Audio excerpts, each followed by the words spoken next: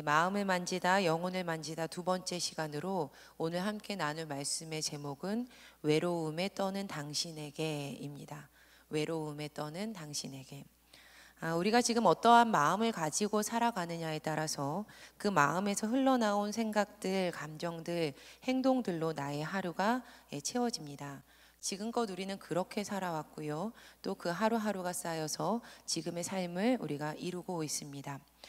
오늘을 살아가는 우리가 잊지 말아야 하는 것은 그렇게 만들어진 오늘이 우리의 미래와도 또 연결이 된다라는 것입니다.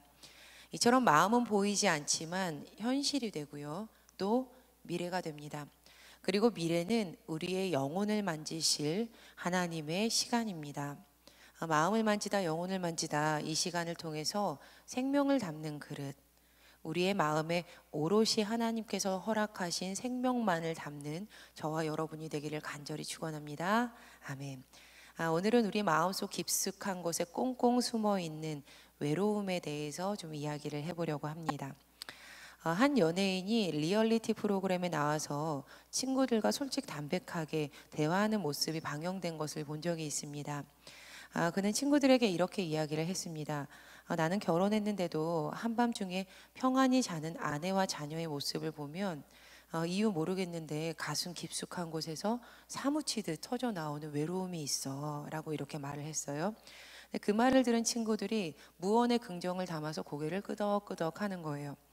아이러니한 것이 한 해, 두 해, 세 해 나이가 들어갈수록 우리는 이전보다 더 많은 사람을 알게 되고 더 많은 관계 속에서 살아가게 되는데, 가정을 꾸린 이들은 나 혼자일 때보다 분명 식구도 늘었는데 왜 사무치는 외로움이 문득문득 우리의 삶 속에서 나 여기 있어요 라고 고개를 치켜드는지 모르겠습니다. 더 신기한 사실은 복작복작 살다 보면 진짜 혼자 있고 싶다 라고 생각이 들다가도 정말 혼자 있게 되었을 때는 외롭다, 보고 싶다 라고 말하는 존재가 바로 사람이라는 점입니다. 외로움, 네, 사람은요 참 외롭습니다. 블레즈 파스칼이요 1654년에 하늘에서 내려온 음성을 듣고 기독교 신학에 빠져듭니다. 그리고 그가 그 음성을 들었을 때 자신의 신앙을 고백하는 글을 쓰게 됩니다. 그 글이 지금도 프랑스 국립도서관에 보관이 되어 있다고 하는데요. 그 파스칼의 유명한 저서가 있는데 팡세예요, 팡세. 들어보셨죠? 근데 유명한 저서 그 팡세가 지금도 여전히 많은 이들에게 그들의 인생에 큰 영향을 주고 있습니다. 그 파스칼이 팡세에서 인간의 마음에 대해서 이렇게 설명을 한 구절이 있어요. 좀 들어보세요. 인간의 마음 속에는 커다란 구멍이 뚫어져 있다. 그 구멍은 세상적인 즐거움이나 쾌락, 물질, 명예나 권세로 채울 수 없다. 그럴 경우 오히려 실망과 불만족, 허무만이 남게 된다. 오직 그 구멍을 채울 수 있는 것은 끝없이 부어주시는 그리스도의 사랑뿐이다. 그래서 인간은 그리스도를 구주로 마음에 모실 때에만 진실한 기쁨을 느끼는 것이다. 사람의 마음에 구멍이 있다는 것, 그리고 그 구멍은 무엇으로도 채울 수 없다라는 말에 좀 동감이 갑니다. 채워지지 않는 그 늪가도 같은 그 마음의 구멍을요 절대 채울 수 없는 것으로 채우려고 하면 외로움은 우리에게 자신의 존재를 더욱 각인시킵니다. 그리고 그때 생겨나는 사람의 외로움은 파괴적인 종류의 외로움이 되어서 우리 자신을 더욱 고립시켜 갑니다.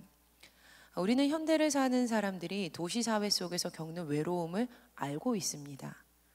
어떤 이들은 그 외로움을 풀기 위해서 친구로, 술로, 세상적인 오락으로 위로를 삼아 보려고 하지만 집으로 돌아오는 길에 헛헛한 마음을 없앨 길 없음, 그 앞에 다시금 직면을 하게 됩니다. 심지어 많은 부귀와 영화를 누려도 인생의 외로움으로 자신의 생을 스스로 끝내는 이들도 우리 주변에는 참 많습니다. 그러나 그 삶의 구멍을, 끝날 것 같지 않은 그 외로움을 끊임없이 부어주시는 그리스도의 사랑으로 우리가 채운다면 그 외로움은 하나님을 모실 수 있는 삶의 여백이 되어서 더욱더 빛나게 될 것입니다. 그리고 그 은혜를 경험한 이들은요 더욱 의도적으로 삶 속에서 그리고 나의 마음 속에 그리스도의 자리가 될 특별한 외로움의 영역을 만들어 가게 됩니다.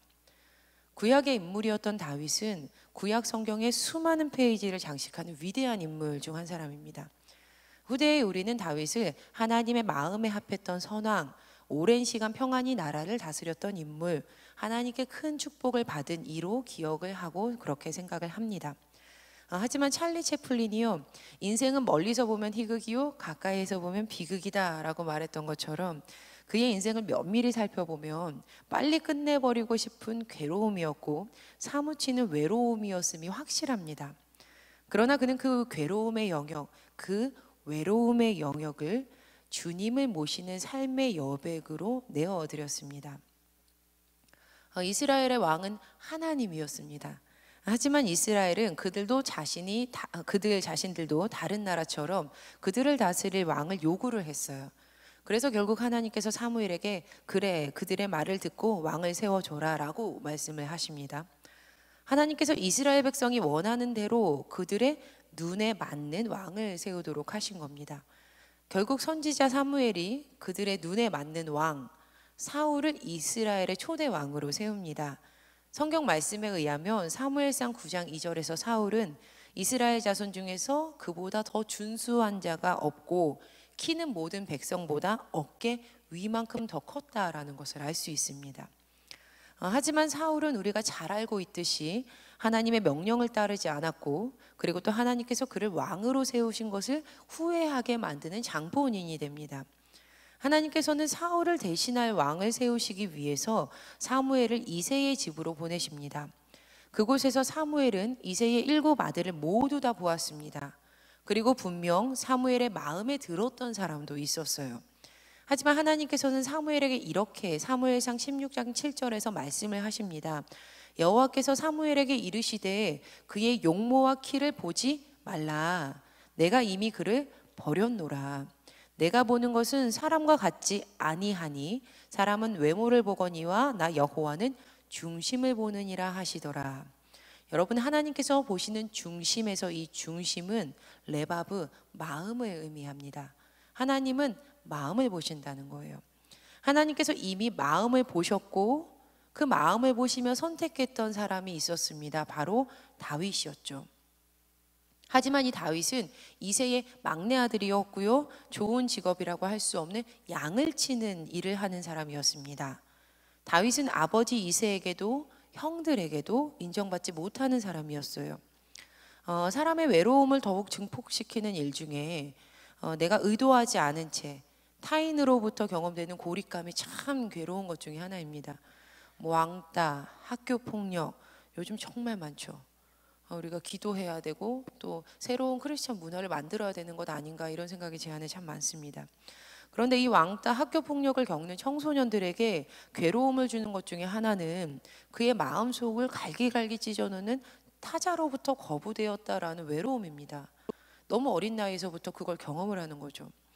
물론 다윗이 형들에게 그렇게 가학적인 폭력을 경험했다라는 증언은 없지만 다윗이 가족 사이에서 기준에 못 미치는 사람이었다라는 것은 분명한 사실입니다. 그는 기름 부음 받을 왕을 선택받는 그 자리에도 끼지 못했고요. 그리고 형들에게 함부로 역임을 받았습니다. 골리앗이 쳐들어오는 사건이 있었을 때 그곳을 다윗이 찾아가거든요. 근데 그곳에서 다윗이 큰형 엘리압을 만났는데 이런 말을 듣습니다. 제가 세번역 성경으로 좀 읽어드릴게요. 다윗이 군인들과 이렇게 이야기하는 것을 맏형 엘리압이 듣고 다윗에게 화를 내며 꾸짖었다. 너는 어쩌자고 여기까지 내려왔느냐? 들판에 있는 몇 마리도 안 되는 양은 누구에게 떠맡겨 놓았느냐?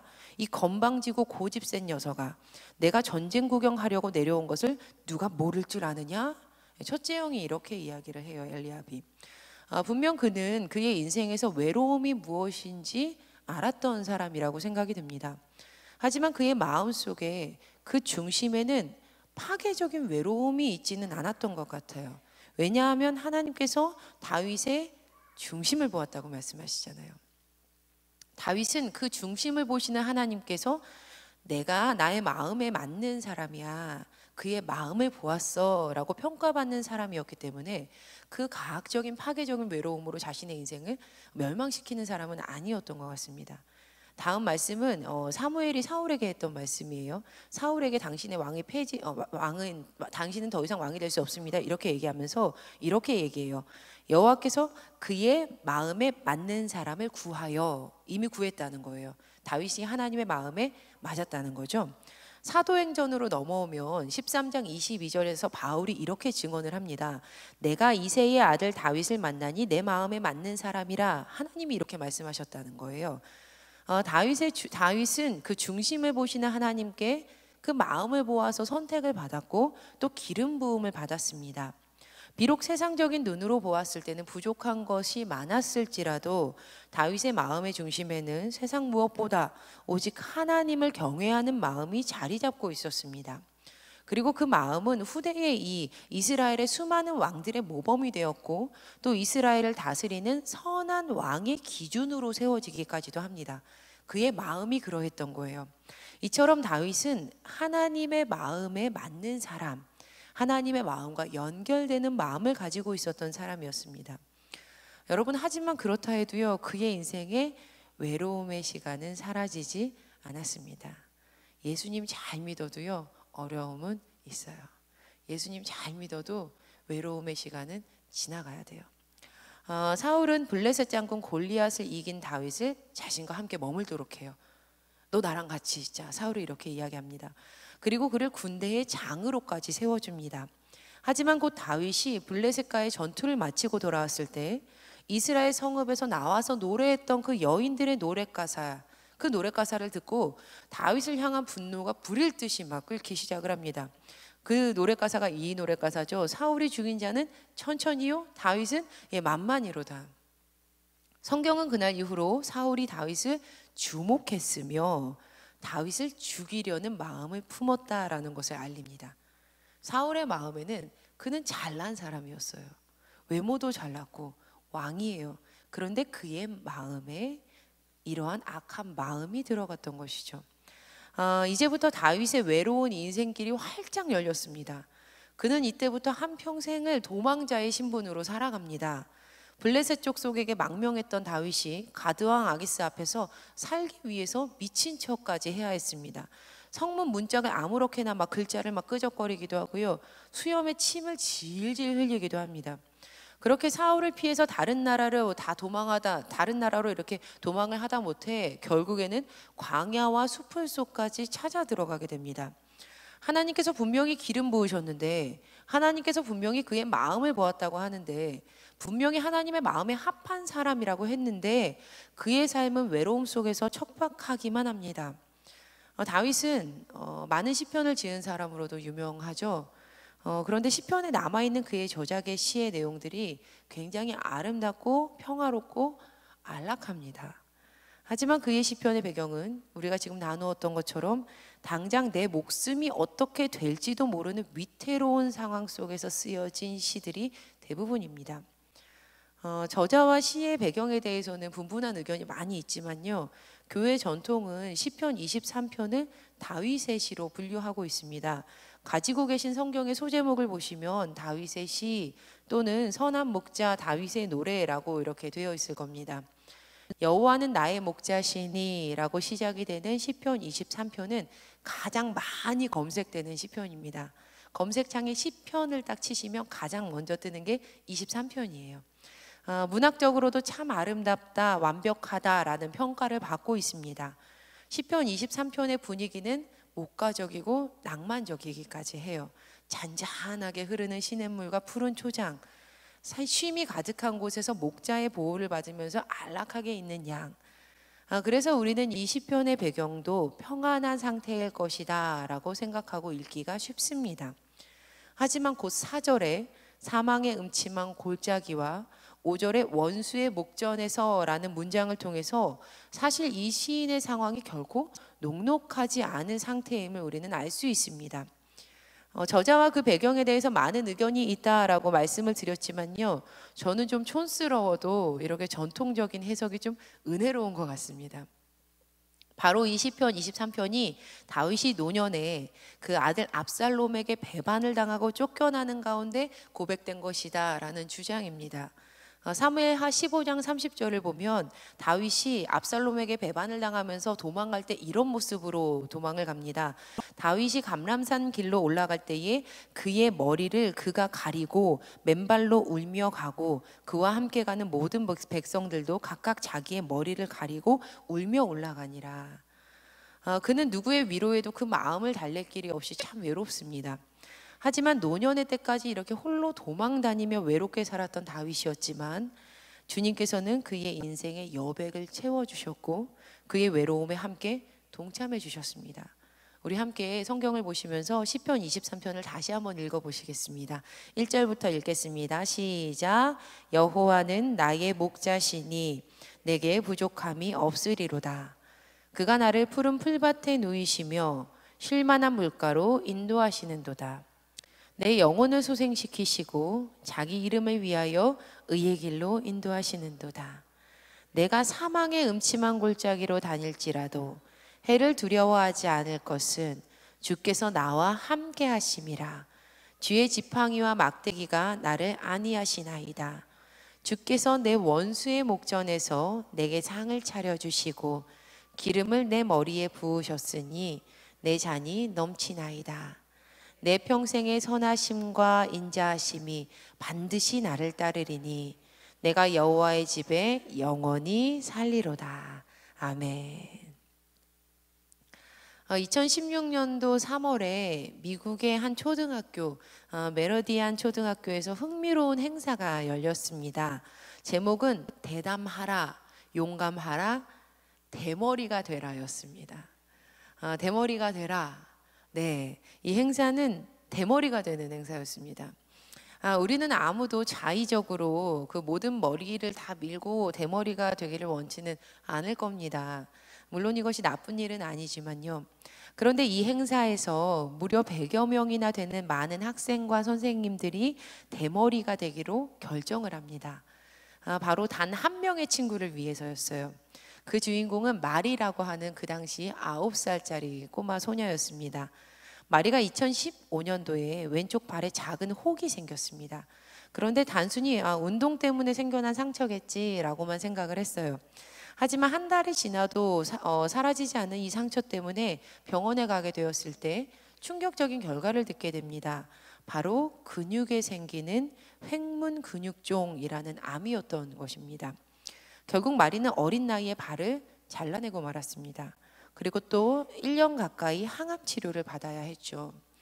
암을 고치기 위한 항암 치료는 어린 나이에 이 마리에게 아주 견디기 힘든 치료였습니다. 이미 알고 계시겠지만 오랜 시간 항암 치료를 받게 되면 그 부작용으로 머리가 모두 다 빠져 대머리가 되는 경우들이 있습니다. 어린 나이에 용감하게 항암 치료 잘 마치고 시간이 흘러서 어느덧 마리가 다시 학교를 갈 수 있을 만큼 건강을 되찾게 되었습니다. 하지만 영 기뻐할 수는 없는 일이었어요. 왜냐하면 항암 치료 받으면서 이 9살짜리 꼬마가 대머리가 된 거였어요. 바로 그때 고민하는 친구 이 마리를 지켜봤던 카멜론이 좋은 생각을 하나 해냅니다. 나도 마리처럼 머리를 싹싹 밀어버리면 어떨까? 어느덧 카멜론의 따뜻한 마음이 학교의 전체에 이제 퍼지게 됐습니다. 그리고 이 소식을 들은 선생님들이 카멜론과 함께 대머리가 될 친구들을 모집하는 광고를 냅니다. 그리고 이 소식을 들은 많은 선생님들과 카멜론과 함께 그리고 또 마리와 함께 대머리가 될 친구들이 100여 명이 이제 모이게 됩니다. 이 100여 명의 친구들이 다 같이 모여서 하루에 모여서 이 대머리가 되는 행사를 한 거예요. 마리가요 눈물을 막 흘리면서 이렇게 얘기했다는 것이 기사에 이렇게 떴습니다. 우리 이제 대머리 절친이 되는 거야 이랬대요. 그러니까 절친이요 진짜 가장 친한 친구 이거거든요. 우리 대머리 절친이 되는 거야, 대머리 베프가 되는 거야 이랬대요. 마리의 친구들은 자신에게 굉장히 소중한 것들을 내어줍니다. 어떻게 그럴 수 있었을까요? 아직 어린 아이들이었으니까, 머리의 중요성을 몰라서, 성숙한 삶의 개념을 가지고 있으니까 그 어린 동심에 분명 어린 마리의 친구들도 대머리가 되는 것은 쉽지 않은 선택이었을 겁니다. 하지만 그들에게 더 중요했던 것은 마리와의 관계였어요. 그녀와 절친, 베프가 되는 것이었죠. 결국 이 일을 통해서 마리와 친구는 그들에게 더욱더 소중한 최고의 소중한 존재가 되었고 그 우정이 전파를 타게 됩니다. 전 세계적으로 전파를 타요. 세상을 사는 일반적인 사람들은 나이를 먹어갈수록 자신에게 유익이 되는 가치를 따라서 관계 맺는 모습을 보여줍니다. 이 사람을 통해서 무엇을 얻게 될까? 나에게 어떤 관계가 더 유익할까? 현대의 젊은 엄마 중에는 좀 깜짝 놀랐어요. 진짜로 자녀들에게 누구랑은 놀고 누구랑은 놀지 마. 놀이터에 가면 그 친구 보면 그 친구 사이좋게 지내지 마. 부잣집에서 공부 잘하는 친구들이라고만 사겨라고 대놓고 말하는 이들이 있대요. 그런데 이렇게 살아갔을 때 도리어 경험하게 되는 것은 삶을 파괴하는 외로움입니다.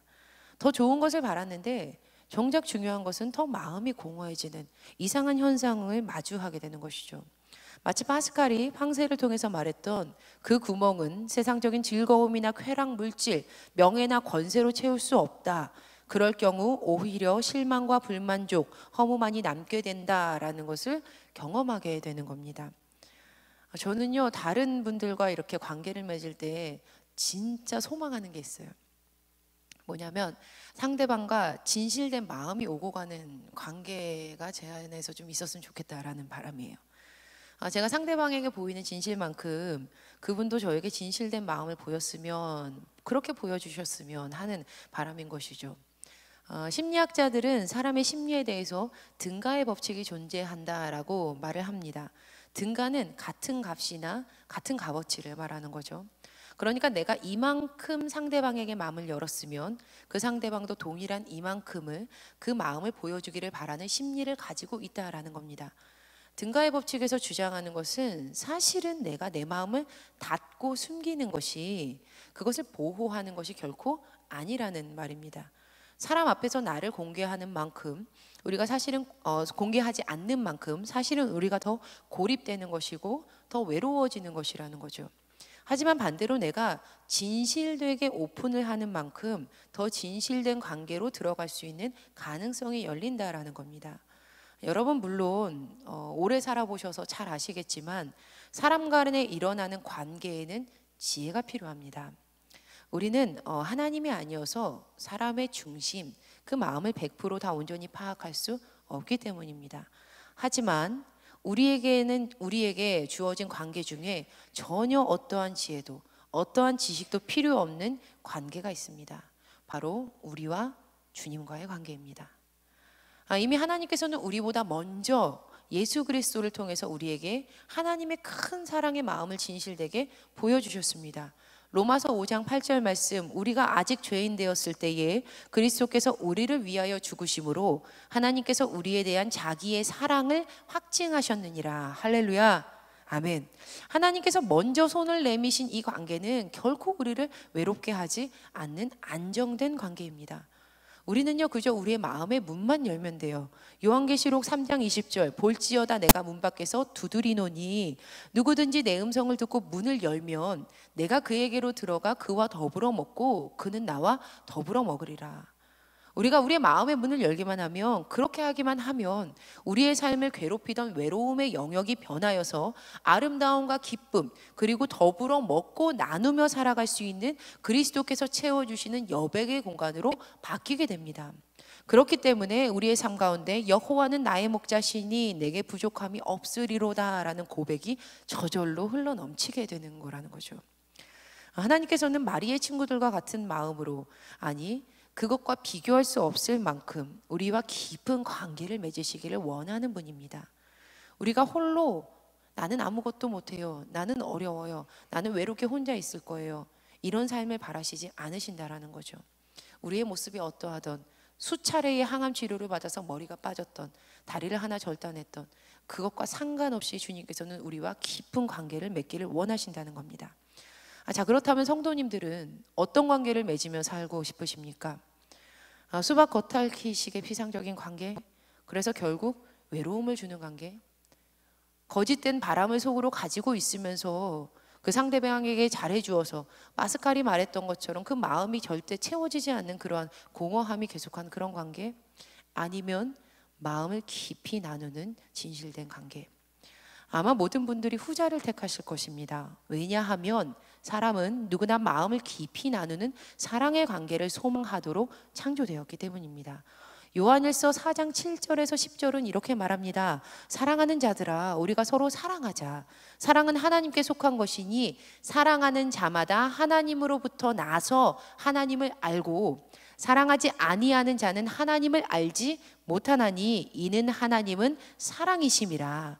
하나님의 사랑이 우리에게 이렇게 나타난 바 되었으니 하나님이 자기의 독생자를 세상에 보내심은 그로 말미암아 우리를 살리려 하심이라. 사랑은 여기 있으니 우리가 하나님을 사랑한 것이 아니요 하나님이 우리를 사랑하사 우리 죄를 속하기 위하여 화목제물로 그 아들을 보내셨습니다. 사랑하는 여러분, 삶을 살아가시면서 외로울 때가 있으신가요? 아니면 오늘 그 외로움을 느끼고 이 자리에 오신 분 계십니까? 우리가 하나님과 깊은 사랑의 관계를 맺을 때에만 우리는 그 외로움에 떨지 않을 수 있습니다. 우리가 하나님 안에서 그 깊은 사랑의 관계를 맺어서 외로움의 영역이 그리스도가 채워지는 삶의 여백으로 바뀌었을 때 우리는 우리 안에 일어나는 관계 가운데서도 그 귀한 깊은 사랑의 관계를 경험할 수 있습니다. 그래서 우리는요 의도적으로 우리의 외로움을 그리스도의 사랑으로 채울 인생의 여백으로 주님께 내어드려야 합니다. 그때 우리는 결코 외로움에 떨지 않을 것입니다. 블레즈 파스칼이 했던 말을 다시 한번 읽어드리고 설교를 마치겠습니다. 인간의 마음속에는 커다란 구멍이 뚫어져 있다. 그 구멍은 세상적인 즐거움이나 쾌락 물질, 명예나 권세로 채울 수 없다. 그럴 경우 오히려 실망과 불만족, 허무만이 남게 된다. 오직 그 구멍을 채울 수 있는 것은 끝없이 부어주시는 그리스도의 사랑뿐이다. 그래서 인간은 그리스도를 구주로 마음에 모실 때에만 진실한 기쁨을 느끼는 것이다. 감사한 것은 세상은 겉모습을 따라 그들의 유익을 따라 관계를 맺지만 하나님께서는 우리의 중심을 보시고 우리의 마음을 보시고 관계를 맺으시는 분이시라는 사실입니다. 하나님께서는 관계를 맺으실 때 마음의 중심을 보시는 분이세요. 지금 이 시간 그 하나님께 우리의 마음의 중심에 있는 외로움을 내어드리고 그리스도의 사랑으로 그리스도와 함께 더불어 먹는 기쁨으로 채워지는 그 여백이 채워지는 귀한 은혜를 경험하시기를 축복합니다. 축원합니다. 우리 당신이 지쳐서 기도할 수 없고 찬양하실 때 우리의 삶 가운데 우리를 위해서 끊임없이 중보하시는 그 중보자 되시는 예수 그리스도의 사랑이 우리의 마음을 채워가기를 간절히 소망합니다.